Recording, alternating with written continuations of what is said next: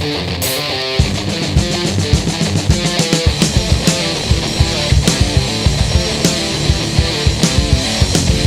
in motion. This is one day at a time. Everyone has cancer, and this is where I battle mine. What's up, guys? Welcome back to Everyone Has Cancer, the big 1-0, episode 10, the Ty Dillinger episode. That's a wrestling reference. You may not get it, but if you do, ha ha ha ha ha. Anyways, so yeah, don't get worried. The show is called Everyone Has Cancer, but not everyone has, cancer itself. But I did. I had leukemia. In 2001, I was diagnosed with it. Wow, what a bad time to crack a joke. In 2001, I was diagnosed with leukemia. In 2005, I relapsed and got diagnosed with it again. This show is all about me telling my story.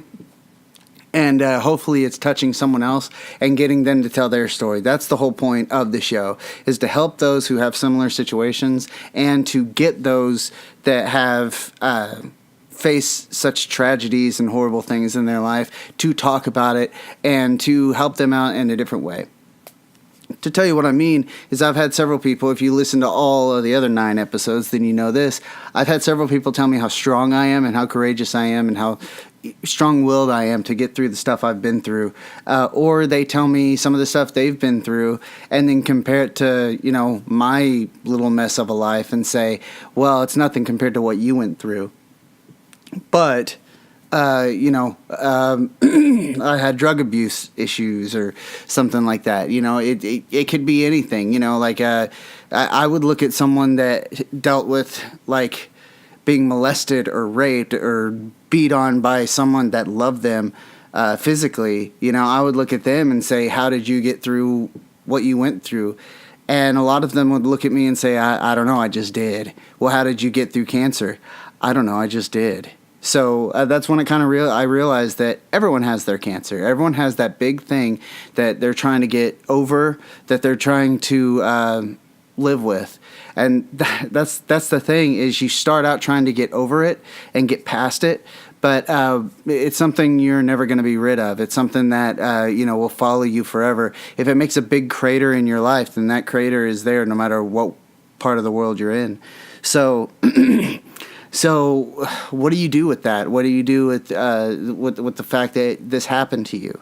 What do you do with all the emotions past it? What do you do with the family members and loved ones that were affected by it? Because when you face these things, you don't face it by yourself. As much as you'd like to, you don't want to drag anyone through your crap, and you don't want anyone looking down on you either. But, where some people just want to be compassionate and be there for you, you don't want them to, because that drags them down too. And a lot of the time, the stuff we go through, we don't wish upon our worst enemy. We don't want other people to suffer what we've been through, but we want people to be compassionate towards us, but we don't want to feel pitied either. There's so many raw emotions to deal with, and I'm telling you guys, I am 2005, so I suck at math, like 13 years later, roughly, that I got out, and I'm still dealing with it. This show is living proof that I am still dealing with it, because I made this show just to kind of to help myself. It's not really, I say it's supposed to be an inspirational, motivational type of a podcast, but to be honest, I'm really just talking and finding the meaning in what I went through, because if you know me, then you know that I like to talk, and I will talk and talk and talk and talk until you're sick of me. I will, something my mom said about me when I was a kid is that I will walk in the room asking what her favorite kind of Skittles is, and by the time I leave that room 2 hours later, she knows what Power Rangers I liked and when Tommy came into the picture and how I feel about, some kind of war or epidemic that struck America. I kind of cover everything. So I've created a little format for my show. Obviously, I get off track. I mean, hey, I set it up 30 to 45 minutes where I tell my story every single episode, but I always end up going over, you know how I roll. So, there's a lot to talk about before we jump back in. or not a lot, but a few things. Anyways, so if you're going through, a hard moment in your life, know that it's not forever, but it may leave a scar. And your scars are what make you unique. Even, sheep herders, like guys that tend to their sheep, like way back in the day, they all had staves, and, they used that to, do staff stuff. But on the staves, they would have little markings that kind of told their story. Bikers will have, their little patches that, tell stories, and everyone has a story to tell, and your scars are your own. Your scars are what makes you you. It's the decoration of your body, and unfortunately, some of them are ugly. Actually, I've never seen a scar that I've been like, yeah, that's a really attractive scar. Can I get that scar's number? But here's how you give meaning to those scars: is you're gonna wonder why your life took this turn, and why are you the way you are, and you can all relate it back to the crap you went through, and there will always be at the heart of that, like in the crater is the magma. Like there's always going to be this hot anger towards what you've been through, what you've had to face. And, or you just feel so heartbroken. And if you think about it too long, it can really mess you up. And, I always found that interesting. You can be having a really good day and then get lost in your thought and start thinking about the wrong thing, going down the wrong rabbit hole, taking the blue pill or the red pill, whichever one it is that, kind of makes everything crazy. But you won't even talk to anyone, but you'll sit there in your own head and just work yourself into a depression, without anyone saying anything. You didn't get flipped off. No one punched you. No one even called you a name. But you ended up getting yourself down just thinking about it. The easiest way to get through it, I've found, is to give it meaning. And this is me giving it meaning. This show is for you guys, but it's also for me. Sometimes me talking is just so I can hear it. It's just so I can hear myself talk, and not in a way that I love hearing myself talk. Honestly, I think I have a very nasally and goofy, only speaking directly from the nose voice. And, I'm sure if you know me, there's been a moment or two where you've been like, all right, well, he's going to be going on for a while. Might as well just tune out for a little bit and figure out my checkbook or figure out what I'm going to do tomorrow. Oh, wait, he asked me a question. Yeah, buddy, that's what it is. Anyways, back to thought. I've been told to shut up a few times. But this is how I rationalize myself. This is how I bring meaning to it, is by getting it out there, letting you guys know what I went through, and just kind of getting it out of me and out there in the world. And if all you can do is say, I relate, or, hey, it could be worse, then, if you can look at me and say, wow, that guy's been through a lot, what an inspiration. Or if you can look at me and say, well, I'm glad I'm not that guy. No matter what, if it helps you, if you just want to know that you haven't been through the worst of, that even in cancer, I had ALL, which is there's 4 different kinds of leukemia, and I got the easy one, which is another way to say it is the gun I pointed to my head and pulled the trigger was a very small bullet, so it killed me, but, it did the least amount of damage to my head, But yeah, so where you give it meaning is by just getting it out there and telling people what you've been through, and, maybe someone down the road will look at that and it will help them through it. It'll help them through whatever they're going through. I bring her up every episode, and I'm going to have her on the show at one point, but I got a friend, and there's a reason I haven't said her name, because I want to give her like a big introduction. I got a friend that, she has, suicidal tendencies. And I don't mean, the band. I mean, like, she's on bad nights. She tells her husband, hey, I'm having some bad thoughts. And, they have a whole system worked out where, they lock up all the sharp objects, and get rid of all the strings, like anything that could hurt her, because, it may, might need batten down the hatches because it's going to be a bad night. Basically she just turned on the news channel in her head and realized there's a tornado warning, so it's time to get prepared. it more than likely, like it does every single time, it's just going to blow over. But might as well take the right preparations now. She's been going through this so often that, one might look at that and say, that God, that's so sad. She shouldn't have to deal with it. Hell no, she shouldn't have to deal with it. Like when you talk to this person, she's one of the funniest, greatest people I've ever known. She's hilarious, and she's just a big, bright spirit. But on the other side of it, there's all this, all these tragic thoughts, so like, and, to me, the word deserve has no merit, because what we deserve is never what we get, whether it's good or bad. The word deserve is, I think is something man-made. And if we get hung up on what people deserve, I think we lose the point of a lot of stuff, because, you can't do enough good you can do enough good deeds, but if you're doing, in my head, if you're doing good stuff because you hope good stuff is coming back to you, then I think you're missing the point of doing good stuff. And it doesn't always work out like that. There has to be some kind of adversity, but someone might be facing those thoughts just now, might be going through something where they've never had to face the tornado. Like they just moved into her world of thought, her state of thought, if you will, and that state is Tornado Alley. So they don't know what to do. So they might actually, without the preparation that she's developed by facing this so many times, is like you're built by your heels. You're built by your villains. And if you got a villain that's suicidal thoughts, then you're ready for the big stuff. Maybe not the little stuff where, everyone else, could be prepared for their small day-to-day life and not be prepared for the big stuff like suicidal thoughts, like cancer, like drug addiction, like, physical abuse, domestic or verbal abuse, sexual abuse, that you may not be ready for that.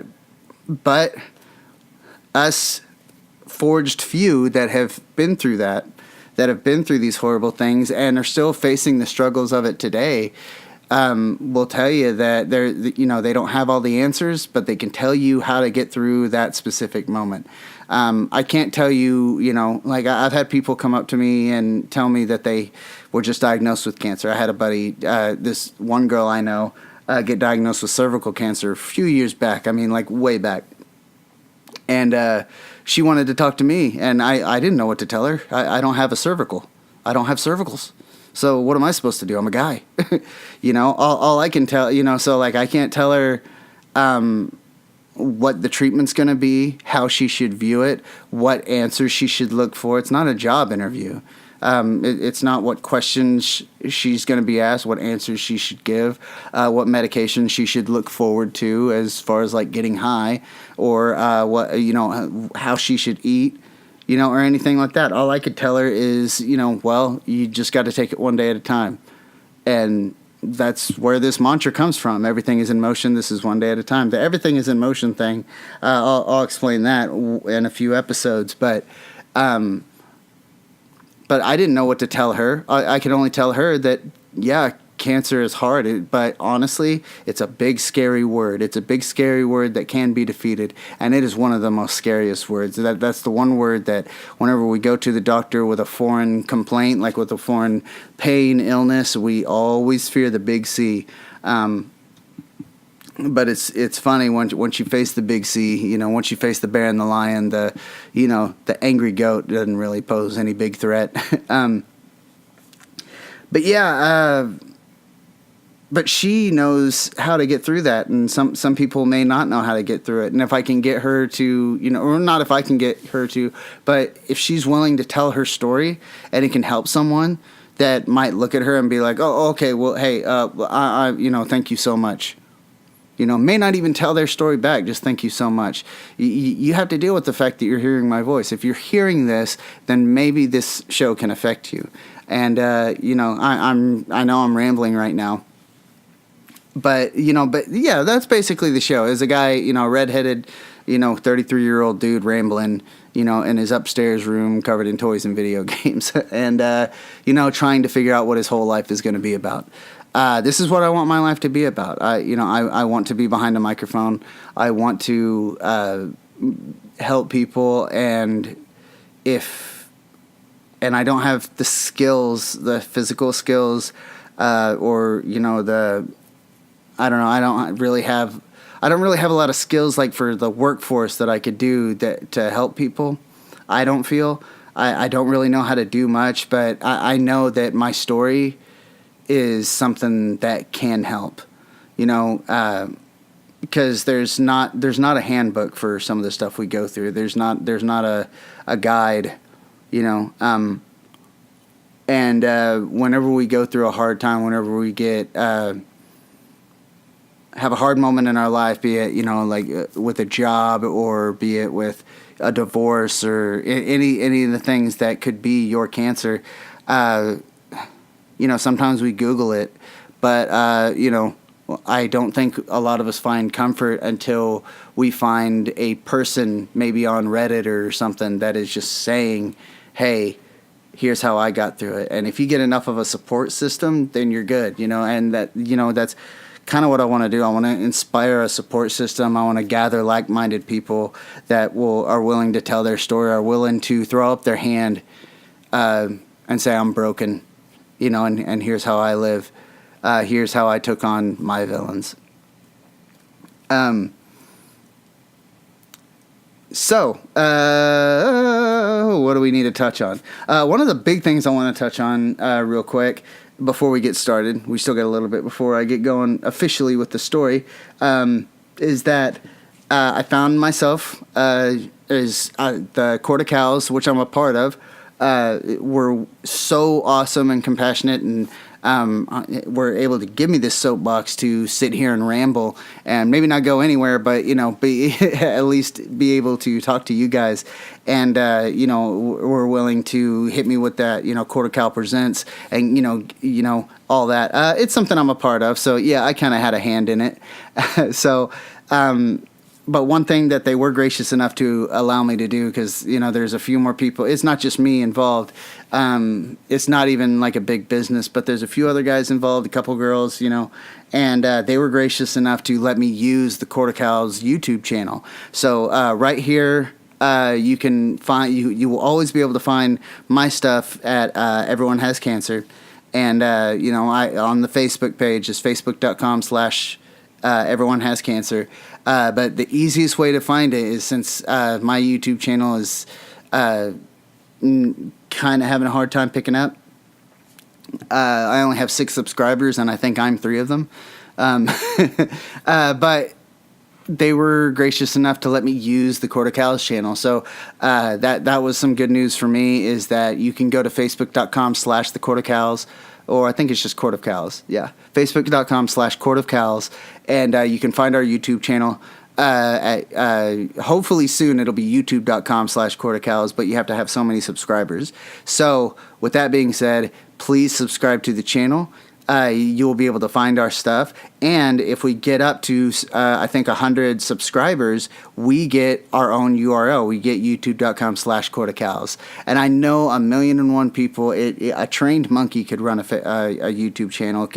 Well, I don't want to say that, because you look at my YouTube channel for Everyone Has Cancer, it is incredibly hard to find, and there's nothing on it as far as like these videos. And I'm not really good at marketing, not really good at like pushing and plugging, but I can plug the Court of Cows, because now on there, we calculated it up, there's over 30 hours of content on there now.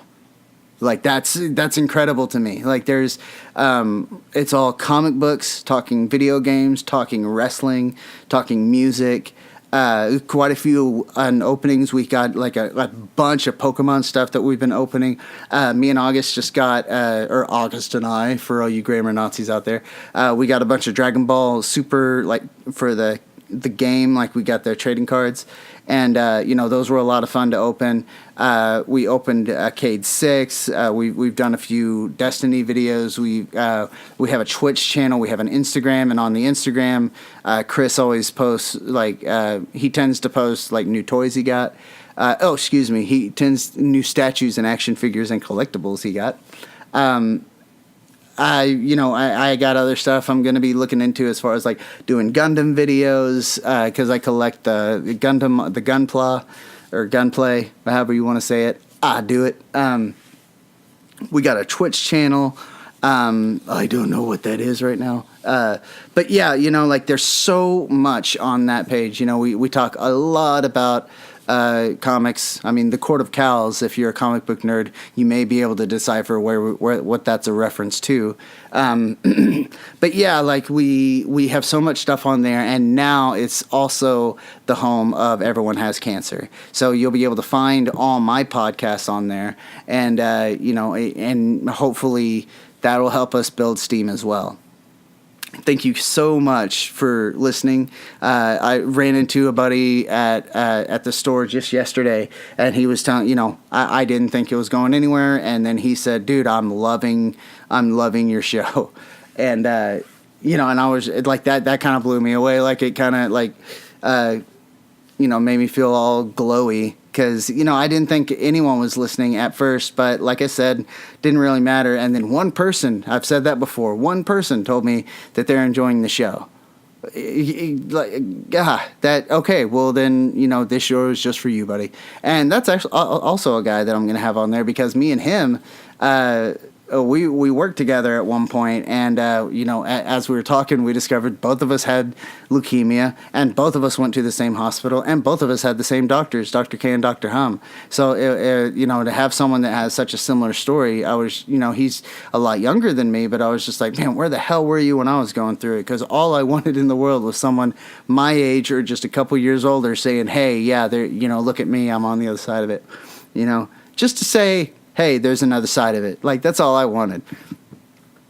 So that's kind of another reason why I'm doing this, is just to say, like, hey, how you doing? I've been through the ringer, and here I am. Don't have the answers, but look at me, Like, I'm not much to look at, but look at me. I'm alive. There's another side to it. So, yeah. So, please go to facebook.com/courtofcows and subscribe. Hit us with a like, just go to the videos and you'll be able to find something that you're into. If you're into pop culture, then you'd love the Court of Cows. I guess if we had a slogan, that's what it would be. Or it would be super cool. But yeah, go there, hit us with a like. If you like my podcast, give me a like, give me a subscribe, and hit me up on the comments below. I'm going to be revamping the show at some point and trying to get more into like actual videos, so you're not just staring at this awesome picture that I've created, with the number 10, whatever the title of this episode's going to be. And, and the two guys holding hands in the sunset, which I made myself, and I'm kind of proud of that picture. I mean, I didn't draw it myself. I'm not that artistic. But if you want to see just my ugly mug, you can check out any of our Court of Cows videos. I have my own show called Codebreaker. We also have August Omega on there. We have the Chris Chronicles. We have the Mighty Mike Drop, which hopefully, once Mike gets back into town, we'll be able to do a lot more of those. And we got a few more shows coming down the road that we're going to be doing. And of course, we still got to we haven't done a podcast in a little bit, but we've been, pushing out content. We actually got two new people on the show that I'm so excited to have on there. And, because they're Goyles, we got two girls now. We got two girls in the employ, which some people might look at them in a comic book store or a comic book webcast and be like, girls, oh no. But let me tell you, some of these girls know a lot more than some of these boys. But yeah, so hit us with a like, hit us with a subscribe, and, I'm going to quit rambling about that. What I do want to ramble about is something that I've never really talked about. This is going to be our portion of the show where we left off. Is that, oh gosh, where did we leave off? We left off is that I got re-diagnosed. Oh man, yeah, we left on a bummer last time, didn't we? Yeah, I had just gotten kicked out of my band, and then the next day got diagnosed with cancer again. And it was a band I was thinking about leaving, and, so don't feel too bad for me. And, not a disease I was planning on getting again. But here I was, man. Here I was back in It's time to, back in the saddle.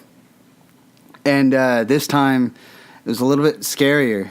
It was much scarier because the first time I didn't know all the process. I didn't know what I was getting myself into, so I kind of just flew by the seat of, I kind of fly by the seat of my pants anyways. Most of my life I'm just kind of winging it and just waiting for the next problem to hit so I can tackle that. Probably not a good lifestyle to have. It's better to be prepared. But, it kind of got me through hard stuff in my life, so that's kind of just what I always kind of rely on is just winging it. None of these shows are written down. None of them are scripted.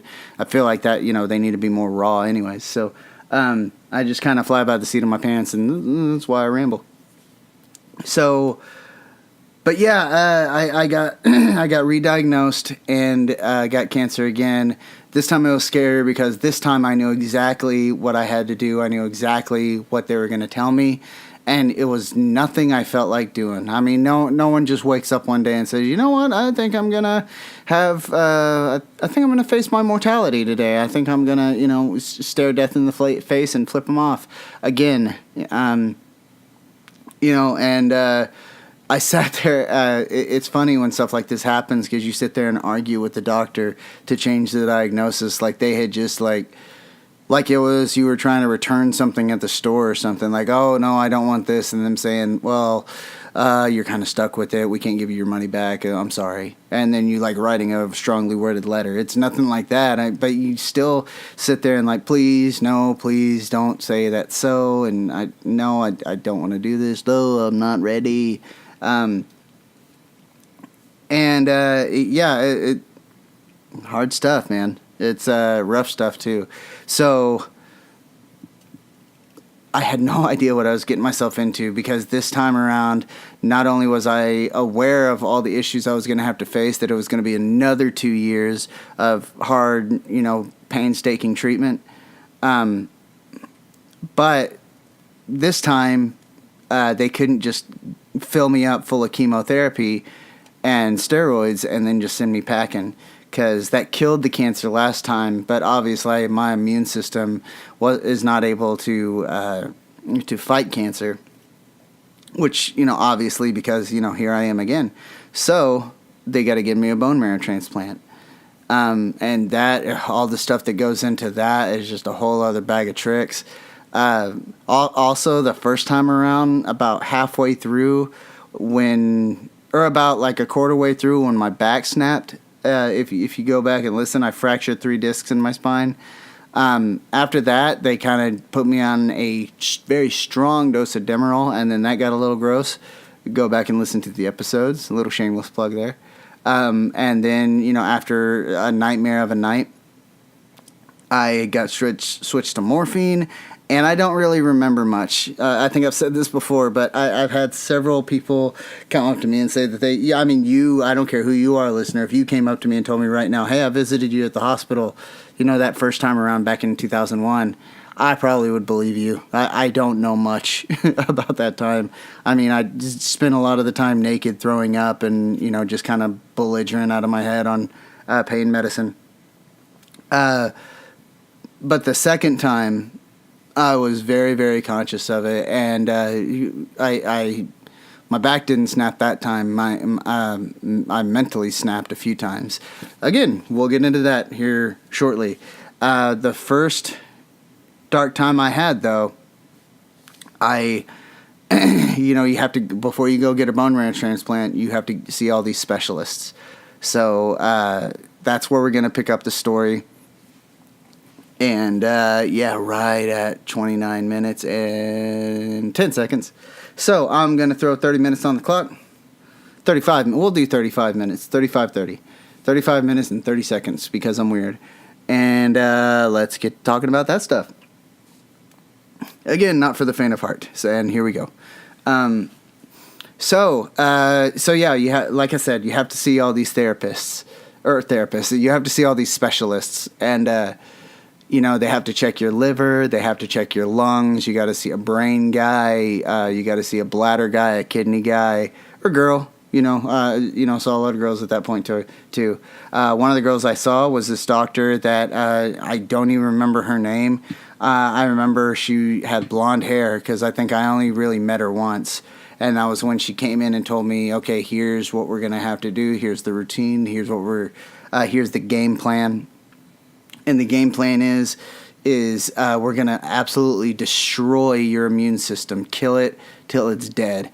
And, once it's dead, we're going to give you a new immune system. And that's what a bone marrow transplant is it a new immune system. We had to find a donor. And, so I'm going through all this stuff and, also looking for a donor. And, everyone knew at the core of them that it was going to be my brother. Like, me and him are a lot alike. And, we're thick and thin. He's my tag team partner through everything. And, through every war, he's the only guy I want at my side, And everyone knew, like, my brother showed up at the doctor and was like, dude, you don't even have to test me. Like, just take my bone marrow and give it to him, But he got tested, and one thing it got described to me is that they look for 5 flags, at least 4 flags have to go up as like kind of a green light for them to actually do the bone marrow transplant because what was it? It's like if it's 5 flags, then they're an identical twin. So 4 flags, it's a match. And they tested my brother and said that, he, surprised to all of us that he was not a match, that, I couldn't use his bone marrow. And, seeing all these specialists and, so we start testing people. I think my mom and dad were too old or something like that. And the next person we tested was my sister. And my sister was a perfect match. And they actually said that. They said if she was any more of a match, you guys would be identical twins, which kind of blew me away. Because at the time, you haven't heard me mention her much, but, like my little sister, we weren't all that terribly close, She was going through kind of her own stuff and kind of finding her own self and, throughout her life. And, I could have been a better brother quite a few times. I could be a better brother now, But yeah, like no one would have expected it. And, when they finally figured out she was a match, this was, way after I met this one doctor that was telling me everything that they were going to have to do. And, that doctor is the one that I wanted to punch in the face because she was the one that said, okay, first thing we're going to have to do is when you leave here, we got to start you on steroids. And I mean high dose steroids. And if you listen to any of my past episodes, I freaking hate steroids. So I'm instantly a crying mess. Like, I don't want to do that. Please, God. To some people, it's like if you said, okay, well, here's what we're going to have to do. We're going to have to get you some spider venom, so you're going to have spiders crawl all over your body every day. Oh, God, please, no. Or you're going to have to, take a flight every single day. Just something terrible that you don't like. You're going to have to do it every single day, and it's going to get worse and worse and worse. And so, yeah, like basically she was telling me that you are going to be, even though you're an emotional wreck because, you're about to, you have cancer again, we're going to up your emotions and turn you basically into, late trimester mother, like a pregnant woman, and you're going to be an emotional wreck, and everything's going to bring you to tears. You are not going to be able to sleep, and because you're going to have way too much energy, your appetite's going to go out of this world, and you're going to be stuck like that for a month. Good Lord. I started screaming and telling her, no, I'm not taking them. Just please, God, don't make me take them. And, she just kept telling me that you have to. My mom kind of not really talked me into it, but I mean, like, there's nothing else I could do. And, man, I go home, we start the steroids. And after I start the steroids, I'm still having to go to the doctors and get checked out to, check my liver. And and to check my lungs and all this stuff. And I'm just slowly getting, and they say first I got to go back up to St. Francis and, get this cancer killed before I can go get the bone marrow transplant. Because the bone marrow transplant, I live in Tulsa, but the bone marrow transplant facility was in Oklahoma City. So I was going to have to go to Oklahoma City. I was going to have to get locked up, quarantined in a room, and I was going to have to be there for 32 days in this small bedroom. And you just locked in there until they were going to plant the seeds of an immune system, and then once it started growing, it was going to be like going home with a newborn, a very big 20-year-old newborn, and and just get through it. So I instantly start freaking out just on the steroids. I'm already an emotional wreck, but these things made me an even more emotional wreck. And that's when we really got into the crap. I went to the hospital again. I was back up at St. Francis, but, last time I was in the pediatric wing. This time I was in the adult center. And it was different, not saying not because there's not elephants drawn on the wall or, superheroes coming to visit you. No, it was different as in it is a grown-up doctor. Like, no one's really compassionate. Everyone's there for a job, and everyone gets weirded out when you want a little bit of, special treatment because, you're used to being treated like a kid, even though you got a complex about it, about being treated like a baby. I don't know. I'm a weird guy. But yeah, I'm in pain and getting all these tests, and they're like just jerking me around. And, I remember one time I was there and, they sit me on this bed and it was, it was still on my sides and shoulder and like everything was in great pain. And I had to sit on this like flat, they call it a bed, but it felt like just a metal slab. And, honestly, it's an insult to call it a bed. And I had to get like this x-ray machine that examined my lungs. And, we did that and, I was like, hold on, you just give me a sec. And I'm like kind of getting on the bed, like, cause anything I had to crawl on, it looked like I was getting into a hot tub. I was very slow and very, cause I was in a lot of pain just everywhere. And I remember they were like, oh, okay, we'll help. And they just like pushed me over, cycled me around, and it was excruciatingly painful. And I was just, get the hell off me. Didn't say hell. Said the good old F-word. But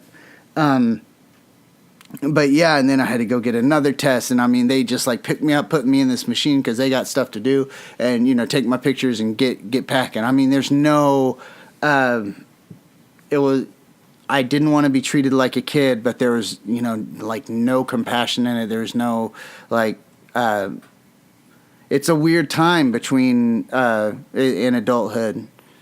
Because it's not elderly and it's not a kid, so you don't really get treated like you're fragile.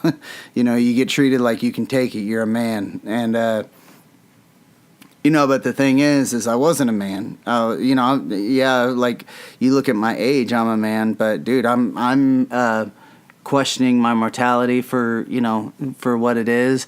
And I'm also, with that, like I couldn't watch a single movie. It didn't matter what movie was on, everything made me cry. Like, I remember watching Incredibles, which is, one of my favorite movies, a Disney movie. And it gets to that scene where, they're in the airplane, and like the missiles are coming to get him, like fixing to hit him, and she starts screaming, Violet, put the shield on the plane now. He's like, I can't make a shield that big. Violet, put a shield on this plane now. I can't do it. Oh, you gotta do it. Abort the mission, abort the missions. And Mr. Incredible's like, no, that's my family. God, don't kill him. And he's he's like, look, I'm sorry I mistreated you. Just don't kill them. He's like, you're too late. 15 years too late. Dude, oh my God. Like, that to me was, I could not watching that without bawling my eyes out, it working me to an anxiety attack. Just, oh God, are they okay? And I've seen the movie so many times. Freaking love that movie. And that moment is just a really good moment in a movie, and it's the reason why I'm so pumped for Incredibles 2. Way completely off topic, but honestly, the main topic of that is like I couldn't watch that. I loved what was that Will Smith movie? I, Robot. I couldn't watch that. There were scenes that were just too intense. Like there's some video. I quit playing video games after a while because they'd get too intense. And we're talking like Fable 2, like stuff that wasn't intense at all. I would just be like, oh, they got married. Oh God, and I would just fall apart. And I would start out by being like, oh, it's because they got married. And then it would end up being, oh, because I'm never going to get married. What if I die? You know? And, I would go out with friends, but maybe for like 5-10 minutes, you know? I got petrified to be without my mom. Like, because she did a good job of holding it together, even though she was scared out of her mind as well. But yeah, I got so scared to be without her. Like, she was sleeping in the bed with me. She would wake up with me, go to bed with me. Like, I was just, I don't know what it was, but like I turned into this like frightened infant. I turned into Chucky from Rugrats, where I was just scared of everything. And, and it's all encompassing. Because then, after all the doctor stuff, after they finally like killed my cancer, oh man, before I tell all that, I got to tell this, is that when I first got in there, back into St. Francis, I remember laying there, like when they actually got me situated on that metal slab to get my lungs checked, I was laying there just in pain, and this was like a 30-45 minute test, and all I could think is wondering, did I ever really leave this place? Like, I was out, you know. Do I live here and everything else was just momentary, or is this just momentary and life is out there? Like, I got confused, and I did not know, you know, if I ever really left, if I was always just going to come back. Like, should I be telling people what the outside world was like? You know, was it too big? Was it hard to get through? Is it, you know, easier to go through life when you're not a part of it because you have cancer? You know, you don't have the same kind of life. You're not worried about going to the grocery store. You're not worried about making sure your phone bill's paid on time. You know, you're just worried about getting through the day, you know. And, you know, that's how I lived, man, like when I was there. And, oh man, what am I leaving out? Is I just sat there, you know, concerned about that for the longest time. Not knowing what tomorrow brings and all that. And, oh yeah, that's what I'm leaving out. So I get back to my room, and, you know, I'm laying there. It was the day they put the portacath back in. You know, my chest was all ripped up on my left side, so they put one on the right. And so I'm sitting there feeling my portacath and thinking about how I didn't have this for a little bit. And again, thinking, did I ever really leave this place? You know? And they told me, they made the mistake of telling me that, hey, if I feel like getting some exercise, they can actually unplug me and I can go walking around or whatever, which is a bad idea because they unplug me, they flush out the port, or they flush out in no specific order, they flush out the port, and then they unplug me and say, okay, well, yeah, I'll see you in a little bit, just, you know, go take a walk around, but stay on this level. I instantly leave that floor. I'm just down in the hospital, and I'm instantly, like, first thing I'm going for is going outside. And I get outside, and I'm just standing there for a little bit, and I just start walking. I walk to the parking garage. This is also, I had to go to the hospital a few times. Really leaving out a lot of stuff, but like this was a day that I was feeling a lot of pain, but now the cancer was actually gone. They had killed it. I wasn't feeling any pain. I was bald as bald can be. I was still pretty plump because I was on steroids and stuff, but the wondering if I ever left this place and wondering, what if I could just do something that like wasn't just so all encompassing, that like didn't revolve around me fixing to possibly die, and to get away from the fact that there's cancer in my life, and that I'm dealing with it, like, and there's nothing I could do about it, and the first thing I thought to do was leave, like I wanted out of the hospital, and I didn't care if anyone knew it, I didn't care if anyone knew where I was, so yeah, I was just like, I'll just leave, the second they unplug me, I'm out of here. And that's what I did. Like, I know it sounds crazy, but yeah, they said to stay on the floor. I left the floor. Once I got downstairs, I walked around for a little bit and was like, I got to go outside, because I can't let this whole life, this isn't my neighborhood. This isn't my block. This isn't an old folks home where I just, like, they tell me I can exercise, but I can't leave the premises kind of thing. And so I go outside just to get out of it. And then I just keep going further. And I get to the parking garage, and I get down to the street, down by 61st Street, and I'm standing there at the crosswalk, and I look back, and St. Francis is right there behind me, and I could just start walking down the street right now and just say, screw it, I'm out. And it just kind of dawned on me that there's no amount of running I could do. I could walk for hours. I could get my wits about me and go running, but there's no outrunning this. There's no walking it out. If they lost me completely, didn't know where I was, they called the police, and the police came and picked me up. The cop wouldn't come and bring me cancer.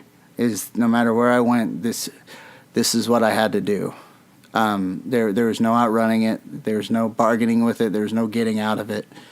Whether I wanted to or not, whether I felt strong enough or not, whether I was motivated to do it or not, whether I had the support system or not, whether everyone was vouching for me, it didn't matter that everyone was praying for me, was looking forward to seeing me again, that that maybe people needed me as an inspiration. None of that mattered. What mattered is that I didn't have a decision to say no. There was, I could say I don't want this, I'd still get it. There was just no other option, and I realized that. And once that dawned on me that, like, I'm just gonna have to do this. I can decide to do it, or I can run from it. Either way, I have to do this. And so I started my way back. I started walking back, and I get back to the hospital room, and they they hook me right back up. And I mean, the nurse that told me it was cool to go take a walk, I could hear the panic in her voice when I came back, and she was like, "Okay, well, hey, you can't go out walking anymore. We got to keep you plugged in." And I was like, "Okay, cool." And yeah, my mom ends up coming and looking for me, and and she's telling me that, like, they didn't, I was gone for a really long time, and I was just like, oh, I just went down in the chapel, and they looked in the chapel, and I wasn't there, and but yeah, I mean, like, I was in the thick of it, and like that it wasn't really a big resolve moment. It wasn't a big moment where I was just like, yeah, I'm gonna beat this, I'm gonna get out of it, and it was a very heartbreaking moment, because I was like, I'm rendered of all choice. My free will is gone. What I want to do does not matter anymore. What matters is that this is what's happening. I don't have a say in all this. That, like, all I can say, all I can really decide is if I'm going to die quickly and painfully or not. Like that's my decision. Either go through this thing I don't want to go through or die painfully. Like, that's such a hard choice, Is like the only, can you imagine that? Like the only option you really have is how is if you're going to die or not. And then if you choose to die, is either do the thing you don't want to do or die. And if you die, it's going to be a very painful and long and excruciating death. Like that's no choice. That's like saying, like, okay, well, I'm going to shoot you in the head. So every single decision you've ever made and your free will, your personality does not matter. The only choice you can make now is if I'm going to shoot you in the head with a shotgun or I'm going to shoot you in the head with a revolver. Like, either way, you're not going to be alive, So it's not much of a free will. And so yeah, I go home. And, after all that, and the 3 weeks of hell start, man. And this 3 weeks, I call it the 3 weeks of hell because it was... out of all of it, it was the hardest 3 weeks of my life because I call it the 3 weeks of hell. I kind of always have referred it to like as that because I get home from St. Francis and they tell me that in 3 weeks I'm getting shipped off to OKC, and basically here's what you can do for 3 weeks. I'm at my peak as far as like what these steroids are doing to me mentally and physically. I'm all plumped up, got moon face. It is what it sounds like. I'm just real pudgy. I'll have to show a picture to you because Derek, my best friend growing up, my very first friend actually, he came over and he's bald and but we look just like each other. So me obviously a little bit more pasty and gross, but yeah, like he came over and took a picture with me, and there's not a lot of pictures. Like I'd show you guys a bunch of pictures of it, but there's honestly I got so insecure about pictures that I wouldn't allow them to be taken for the longest time. The first time around I was scared to look at myself, so we had to cover the mirror up when I went to the bathroom. But yeah, I came home, and while I was at home, at one point we have to go meet Dr. Selby. And Dr. Selby is the main doctor in OKC. And he's the one that's going to break it down and tell you everything that, this entails. And Dr. Selby, he was a different cat. Like, real, like, he had, like, darker, leathery skin, kind of like, he was white, but it looked like he got a lot of sun. He had a long ponytail. Like, the dude looked like a snake handler. Like, he looked like someone who knew a lot about reptiles to me. Just imagine that. And a very, very blunt, person. And, and I meet him for the first time. He's one of those guys that just kind of like walks around the room and says, hey, if you don't start taking these medicines, you're just going to kill over, so let's not have that. I remember at one point he was like, hey, we need to get you a tetanus shot so you don't get lockjaw and die. Like, that's just kind of how he was. They're just a very, very blunt, rubber meets the road person. And like I said, long ponytail and, looked like he just, like I said, knew a lot about snakes and, wrestled gators for a living or, like, handled gators for a living. And could tell you everything about the poison. Anyway, but we get in there. I meet the guy, and he kind of tells me all of it. There's two things he tells me that just kind of destroy me. The first one, not so much, honestly, is the first one he tells me that, you know, he doesn't know if anyone had had this conversation with me yet, but because of the amount of chemotherapy I had, the first time, none of my sperm really, I have like a kind of a slim chance of having, being able to have kids. But, he tells me in this visit that, after the bone marrow transplant, you will be sterile. Which, you will be unable to have kids, and your sperm will not work.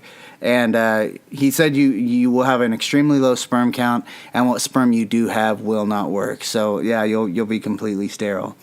And that was really hard for me, just because it was hard on my dad. Like I remember my dad just falling apart, and I remember him saying, "I'm never gonna have a grandbaby," and.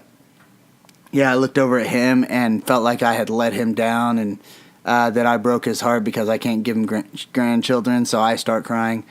I mean, like I said, at this point, with all the steroids, a pretty sunrise could make me start crying. Like, I was extremely, extremely high-strung. A loud noise could make me freak out. So, yeah, like, he starts crying, I start crying. And then it kind of dawns on me that one thing I had decided a long time ago was that even when I was young, that I never really wanted to have a kid of my own, like my son, mainly because I think it's kind of how I always viewed my dad, as just someone that I just don't connect with. I'd rather be a mentor to a kid, someone that looks at me like a father figure, because that meant more, like to me that meant more than an actual dad, just someone who you look at and say, this is the patriarch of a father, this is what a father should be, and it gives you something to relate to, someone, from me, coming from kind of a broken home, which is more on that later, but it kind of always gave me more of someone that I could look up to. Yeah, I always looked up to mentors more than I did my actual dad. So yeah, like I had decided a long time, like when I was like 12, that I would love to mentor a kid and be like a close friend to a kid that would always look at me as like a wizened individual that kind of knew what he was talking about, because other than be someone's direct father.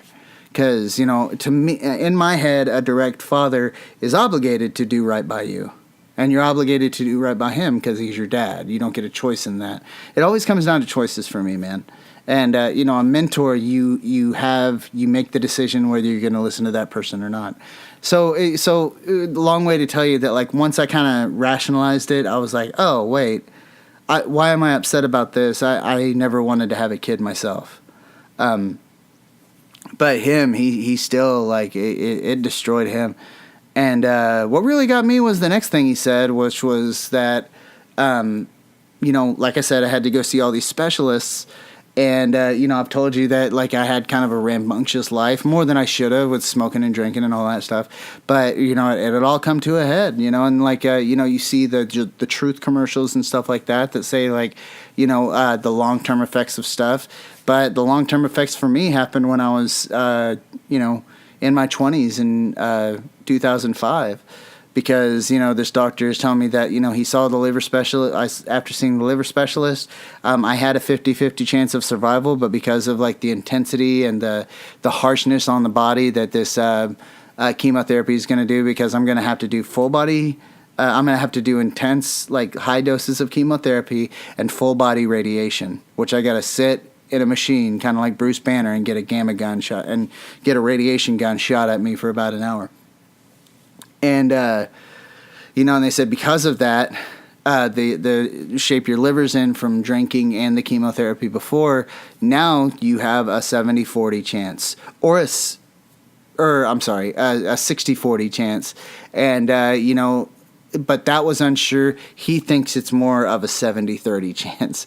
So my life expectancy had just gone down. And he was explaining to me that because of that that, once I get in there, I'm going to have to, he thinks I should take this time to maybe think about writing a last will and testament, to maybe get in touch with some old friends, to just have a good time.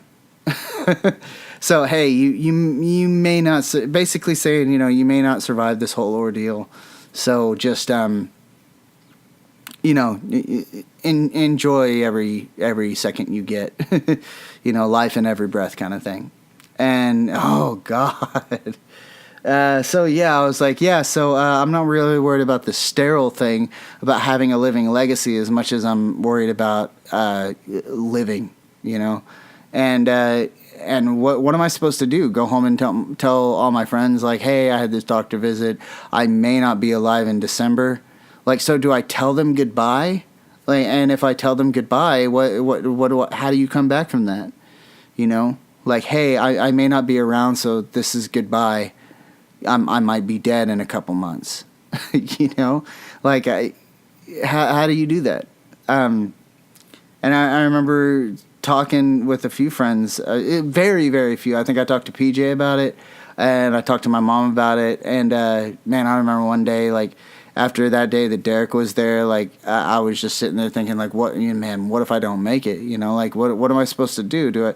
What if I say goodbye and die? What if I say goodbye and live? Like, how do I put them through that? How do I put the people around me through that? How am I putting my mom through this? What am I supposed to do here? Like, like I said, no choice. No choices in anything. So, yeah, like, I remember one day, like, just sitting down with my mom, and I just said, what if I don't make it? What if I'm not there? And it was the first time my mom gave a little prayer saying, God don't, God out loud said, kind of, God don't take him from me. And if it is his time, give him peace for when he goes. And, so now I got my mom holding me saying, help me get through this, whether he lives or dies, and help him get through this, whether he lives or dies. I mean, just that, and, because of all this going through my head and, like, all this going through my heart, and, I ended up, like, I started watching the clock, literally, like, every second was an eternity. I kept looking at the clock every time something happened. If I felt like I would sit there and watch SpongeBob all day, being like, okay, this is a happy show, and then I'd be like, this is the longest episode in the world, because I'd be looking at SpongeBob, looking at the clock, looking at SpongeBob, looking at the clock. Fairly Odd Parents comes on, I'm like, Fairly Odd Parents, Cosmo and Wanda, clock. Fairly Odd Parents, clock. Cosmo and Wanda, clock. And then I'd pop in a movie where watch Batman for a sec. Well, how much did that scene kill? Okay, the Joker, clock. Jack Nicholson, clock. Gas scene, clock. Prince, clock. I could not pay attention to anything other than the fact that, I might be dead soon. And around this time, a big video game fan, my brother was able to get a hold of Final Fantasy VII Advent Children, the anime, the CGI movie that came out. And, dude, we were looking forward to that. Like, when it first got announced and we saw, like, the first videos of it, we were excited about it. And, man, when we watched it, I was so messed up on that, and so messed up on, like, watching the clock. I couldn't pay attention to anything. And, yeah, I just kind of... I remember watching it with him, but I vaguely remembered what happened in it. And then, like, once it, I think we watched it a couple more times before I really started getting, like, what was going on, because the clock was all encompassing. Like, I would sit there and I would go to the bathroom thinking, hey, that'll kill 5 minutes. I would wake up at 5 o'clock every morning just because I was a nervous wreck. And I had to take, this is when I started taking Ambien. And I would take an Ambien to fall asleep. Or I would take an Ambien CR, which is like the blue time release ones. And then I'd fall asleep. And then around 2 o'clock in the morning, I'd wake back up, take one of the small, like, 0.5 milligram, or the 10 milligram Ambien to go back to sleep. And then I'd wake up at 5 a.m. Like, went to bed 10 or 11 every night. And, had to take 2 pills to just keep myself asleep. And that doesn't, I mean, that's gotten a lot easier as time's gone on. But I mean, that kind of messed me up. Just the fact that like the only control I had was when I went to sleep, and I had to heavily sedate myself so I could go to sleep. And that's just kind of like the habit I started building. I'm not OCD about a lot of stuff, but one thing I'm OCD about is myself going to sleep, because I'm terrified of not sleeping, and I'm terrified of getting up too early for some reason, because it makes the day too long, even to this day. So I mean, like there's still like mental effects. Whoa, there's my timer.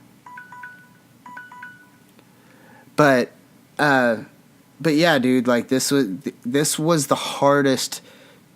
Like, I had gone through cancer before, but this was the hardest time in my life, because every second was so hard. Every minute going by was so grueling. Being awake and I didn't know how I was going to get through the entirety of the day. And that's why I sleep in so much now. Is that, I tend to, like, if I had it my way, I'd wake up at 2 o'clock in the afternoon every day. Because I don't like the days being long. Because the days are hard to get through. It takes forever to get through the day. And if I can, but then, like, I could not sleep past 5 or 6. In a lot of the time, the goal was to make it to noon. Like, something was going to happen to me, and I was going to have to struggle to get to 12 o'clock in the afternoon. And I remember one day I got through it just because I got wrapped up in playing a video game. So I kept trying to like replay that video game. I think it was Final Fantasy VII. I'm a big obviously we were big Final Fantasy nuts, especially for 7. And I would sit there and play that over and over and over, and and try to not look at the clock.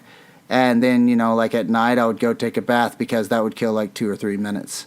Or maybe 10 minutes, So I would take a bath like every single night, but not to keep myself clean. I've never been. I mean, dude, if you knew me, I'm kind of a slob. Actually, I'm not kind. I am a slob, and I would, But I was trying so hard to just make time pass that, like, if I could just go take a bath, a shower, listen to some music, just something.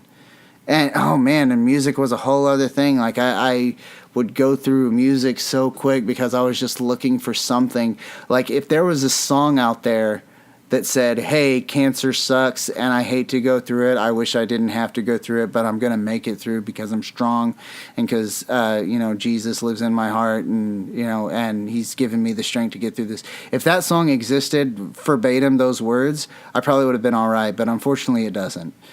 So I was always looking for something to give me hope, but I wanted it very specific and descriptive. I didn't want to take my mind off everything, and that's kind of like that. I think where I messed up. Like I didn't want to disconnect, and that's what we need to do. We need to disconnect from all this, and so I'm sorry for if I'm bringing up old stuff in your life, but it's all about having hobbies and keeping yourself busy. And that's kind of what I ran out of during that 3 weeks. Is now I can be patient. I can sit in a room for a day and it not bother me, because that nothing compares to that 3 weeks. Because I have friends like coming and going, and never I couldn't leave the house because I'd be too far away from my clocks and my home and my mother. But they could come over and hang out with me, and see me just laying on the bed. And yeah, finally that 3 weeks wrapped up, and and it was time to go. It was time to go down there, and that is the stuff we will talk about next time, because next time we're actually going to go to OKC and we're going to get locked in my little hibernation chamber and my little quarantine bubble room, and I actually have some pictures of that. Excuse me. I actually have some pictures of that I may have to post, but yeah, we'll get into that next time. That we're getting close to the end of all the cancer stuff, and and then man, I got a lot of plans for this show, man. So thank you guys so much for listening. that's a story for next time. Oh, what do we got next time that you can be excited about? Isn't this exciting? Isn't this like such a positive show? Just letting you know all the stupid crap that I've been through and all the hard moments in my life, and hearing myself ramble, which is mainly what the show's about. Dude, I'm telling you, you have no idea what kind of therapy it can give you if you just start talking. Let yourself go. Like, you don't have to follow a script. If you start talking and you wander aimlessly through words and sentences and stories, and if you go from talking about your favorite episode of Power Rangers all the way to a hard moment you had with a girlfriend that you can't even remember the name of, if you're talking about a song and what it meant to you, all the way to a moment you found something on your foot that you thought was a hangnail, but turns out it wasn't. Or if you start a story by saying, man, I remember riding dirt bikes with my brother, and then you end up talking about the first time you ever got drunk and called your ex-girlfriend and made an idiot of yourself, or the first time you got a really bad sickness or a bad fight, or it doesn't matter, dude. Just let it go. Just let yourself talk. I don't care if anyone's even in the room with you anymore. How often I talk to myself I'm kind of nuts, and dude, I ramble on and on and on. Me and some friends, me and the guys from the Quarter Cows, we actually started playing Dungeons and Dragons, and they get mad at me because I talk too much. You watch some of our unboxing videos that I'm on, I talk too much. That's just me, man. And dude, I'm telling you, there is freedom in it. Just let it all hang out. Just let it all out. Let everyone see how weird you are. Let everyone see how you think about stuff, even if it doesn't make sense to anyone. My brother always says, it made sense to me. That's all that matters. That's one of my favorite quotes of him.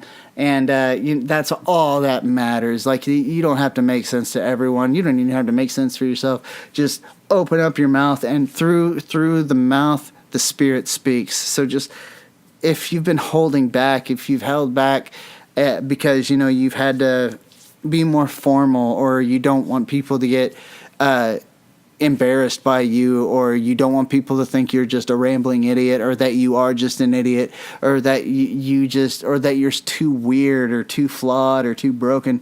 It doesn't, dude. Screw it all. Just let it all out. Just start talking.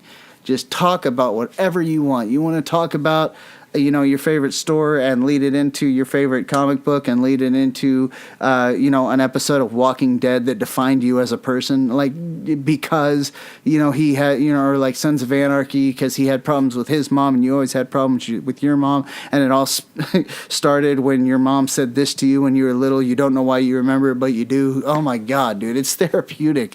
Just go, just talk. And, if someone hears you and gets something from it, then you've done your job, man. That's just a perk, because if you just talk, it cleanses you. It gets everything out. It's comforting to know that that you can just give up, that you can just submit to the current, I'm a control freak, man. If you haven't figured that out, I had control taken away from me in the worst possible way. It wasn't very long, but the control that was taken away from me at one point in my life, the only control I had was if I was going to survive a grueling life, or I was going to die a brutal death. And that's really life, man.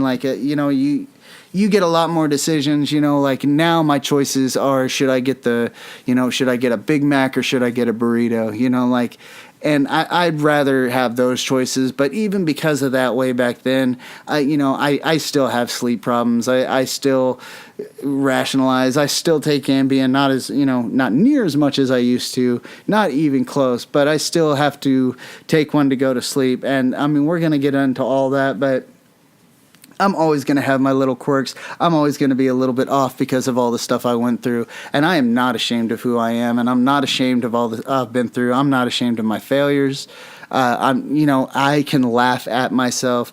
When you have a dark sense of humor and you can laugh at your own mortality and all the crazy crap you went through and smile, like the buddy I ran into yesterday, I asked him to be on the show just because we went through all the same stuff. Me and him have joked because he had AML and I had ALL, and there's sometimes that me and him would be working together or something. I'd be like, "Oh, Cash thinks he's so much cooler because he had AML," and a lot of people would get uncomfortable by it, and we would sit there and laugh and like think it's hilarious, and you'll get to hear a little taste of that. So I hope it doesn't make you uncomfortable.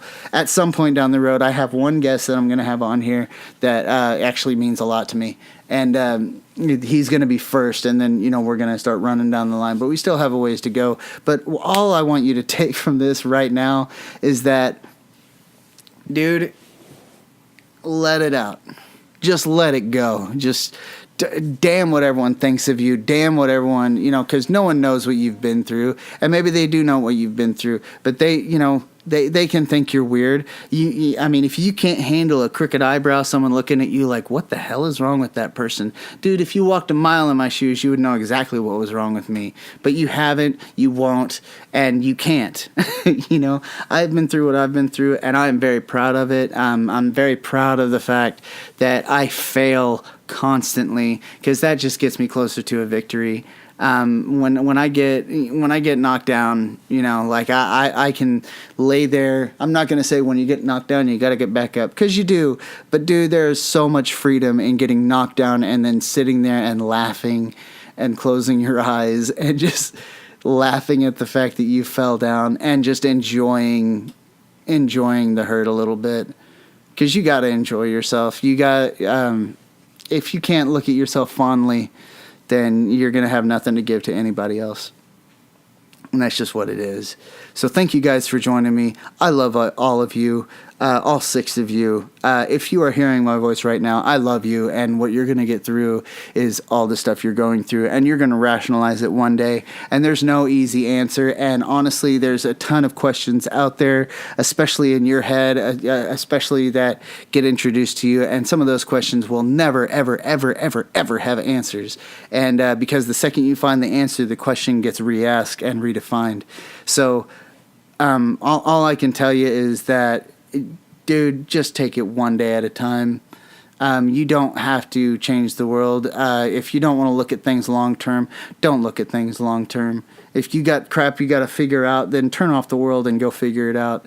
And there's nothing wrong with that. And it sucks being taken out of life's equation, but dude, follow your own equation, follow yourself. And, if anyone else was going through what you went through, then, maybe they'd understand. But screw everyone that doesn't understand, because even the people that do say they understand will never fully understand, because none of those people are you.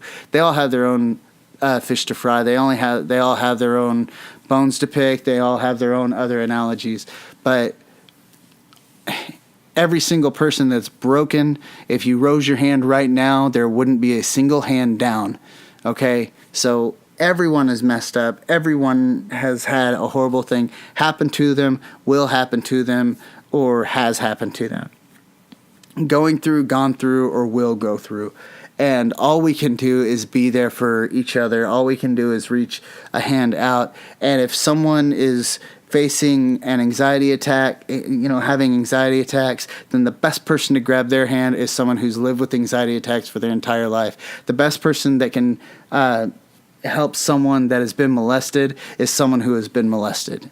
The best person to help a rape victim is someone who has been raped. That. I strongly believe that because those people, when you find someone that's been through a similar situation but has been going through it longer, you don't look at it and say, how did you go through it? You just look at them, and that's enough. Like, sometimes you just look at them and you're okay with just looking at them, because you see them and your eyes meet. There's no words that need to happen. There's no questions that need to be asked. You will have all the answers exist in that glance, in that look at each other, and in that voice. So if you can get your voice out there, then get it out there. It is so easy to do. I'm sitting here with a laptop, 6 subscribers, 3 of them being myself, and a microphone that I borrowed from the Quarter Cows. And none of this stuff is costing me money to do, and none of this stuff is costing me money to put out there for you guys to listen. And hopefully one day it's gonna, it's I think it's already touched the right people, but hopefully one day it's gonna touch a bigger brand of people, and we can get all the subscribers, we can get all the likes, all the views, and we can get people drawn together that will help other people and create an actual thing out of this, that where we become like a helping hand to whoever needs it. We warriors can be warriors for everyone. So that's my story so far of my battles and my wars. I hope my story helped you. Now go help someone with yours.